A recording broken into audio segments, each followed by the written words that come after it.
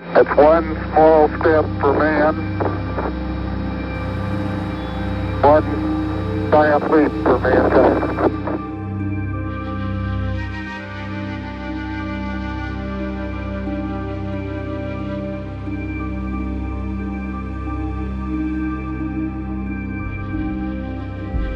Back up. Roger, we copy. Pretty good little jump. The centrifuge is most well known for the astronaut training. Today we call it the Fuge.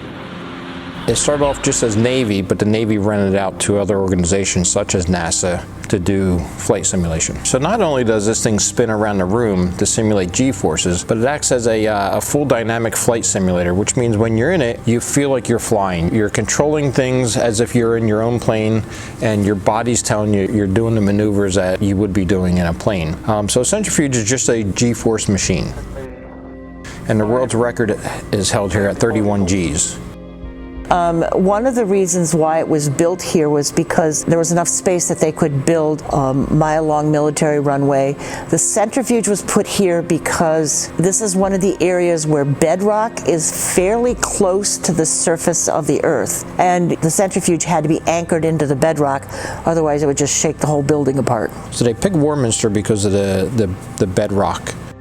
The original building is all concrete. It's 14 inches poured concrete, high density concrete are the exterior walls. It was built as a fallout shelter. We talk about the centrifuge as being a training facility, but it was predominantly a research facility to understand how the G-forces worked on the human body. One of the most significant programs was the anti-submarine warfare program. Technology was used to search for Soviet subs during the Cold War. On base, there was ejection seat testing tower, and the fiber that's used now for protecting fighter pilots, first responders, race car drivers, it's called Nomex. That original fiber was developed on base. One of the things that was very important, and the centrifuge played a critical research role in, was for the F-14 flat spin. That was a problem. If you saw the original Top Gun movie, Goose dies in the flat spin. They did an analysis on the G-forces, and what was happening was when the pilots were in this flat spin, G-forces were smashing them up against their instruments. They needed some kind of mechanism that when that happened, their harnesses would hold them back away from their instruments so they could then take action. The outcome of that is that in your car, you'll notice that your seatbelt will jerk you back. That mechanism was part of the mechanism that was developed here to save those pilots, but now we use it every day in our cars.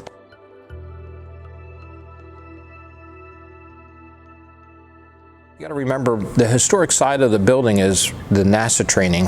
All of the names, right? All of the names. Like I already mentioned Scott Carpenter, but of course John Glenn and Neil Armstrong, Deke Slayton, Buzz Aldrin. Almost every famous astronaut you can think of trained here.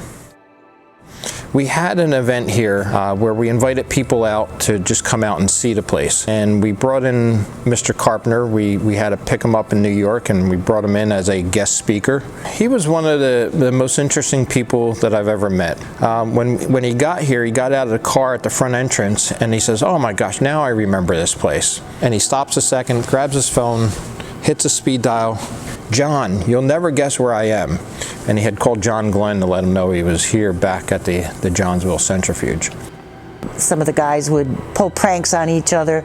It was always amazing to me how creative these engineers and scientists were. They would come up with solutions and you'd be like, "Oh, that's brilliant." It was a very rare collection of talent here at the base. 1996, this facility was closed.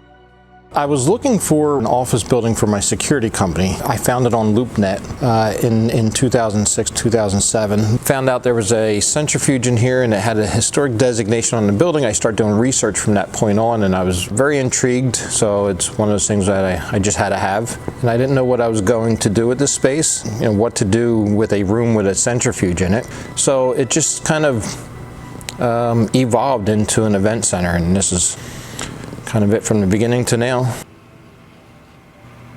I think if you talk to anybody who grew up in the 60s and 70s, and you talk to the original astronauts, they all look forward to the time where we go back and we explore more space and maybe another planet, maybe Mars. I think someday we are going to go to Mars. We're going to put a person, a human, on another planet. Maybe your lifetime, maybe after, but it will happen.